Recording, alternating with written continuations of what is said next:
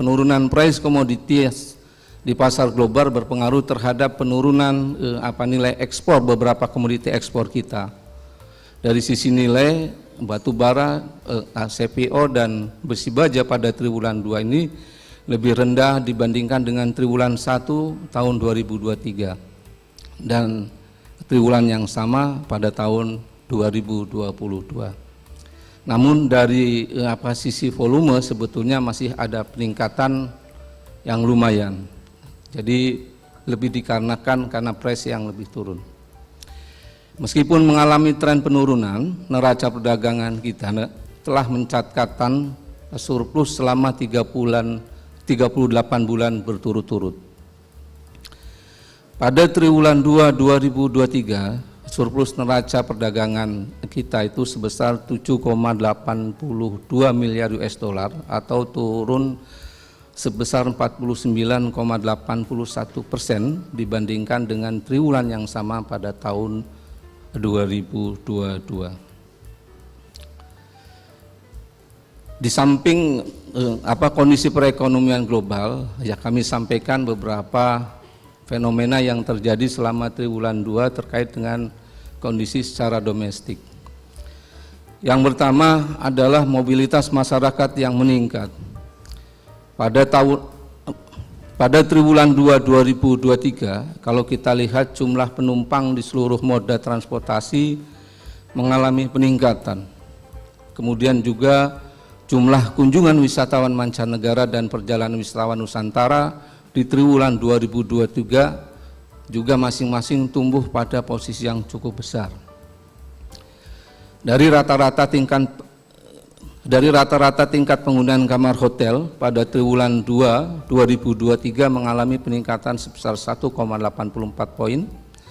Nah, serta kegiatan penyelenggaraan event nasional dan internasional, terutama kegiatan yang terkait dengan keketuaan kita di ASEAN, ya, serta libur lebaran dan libur sekolah selama triwulan 2 2023, termasuk barangkali periode liburan para turis mancanegara karena memasuki musim panas.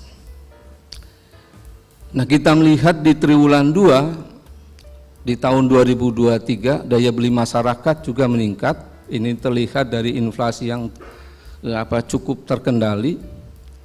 Kemudian juga penjualan mobil penumpang secara wholesale juga naik, penjualan domestik sepeda motor juga naik. Kemudian pada triwulan 2 2023 terjadi pemberian THR Lebaran dan gaji 13 bagi pegawai negeri yang terjadi pada triwulan 2 2003. Dan kalau kita lihat dari penerimaan PPh pasal 21 juga tumbuh secara year on year sebesar 15,58%, serta nilai transaksi uang elektronik, ya, kartu debit dan kartu kredit juga tumbuh pada posisi 3,50% secara year on year. Nah, kemudian kalau kita lihat dari kegiatan produksi pada triwulan 2 2023 tumbuh stabil, terlihat dari PMI yang dikeluarkan oleh Bank Indonesia pada triwulan 2 ini berada di zona yang cukup bagus. Kemudian kapasitas produksi terpakai pada triwulan 2 2023 itu sebesar 74,88%, lebih tinggi dibandingkan dengan triwulan 1 yang tercatat sebesar 72,33%.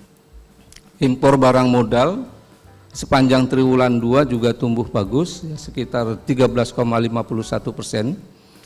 Kemudian produksi mobil sepanjang triwulan juga naik sebesar 4,48%. Nah, serta penjualan listrik sepanjang triwulan 2 2023 juga naik sebesar 3,65% secara year on year. Dari sisi kebijakan pemerintah, ya, respon kebijakan dalam menjaga stabilitas perekonomian, kita melihat meningkatnya belanja subsidi listrik dan bantuan sosial. Kemudian dari sisi moneter, kita tetap mempertahankan tingkat suku bunga acuan 7-day BI repo rate pada posisi 5,75%. Kemudian juga kalau kita melihat dari cadangan devisa kita di triwulan 2 2023 ini yang mencapai 137,5 miliar US dollar dibandingkan dengan triwulan 2 2022 yang sebesar 136,4 miliar US dollar.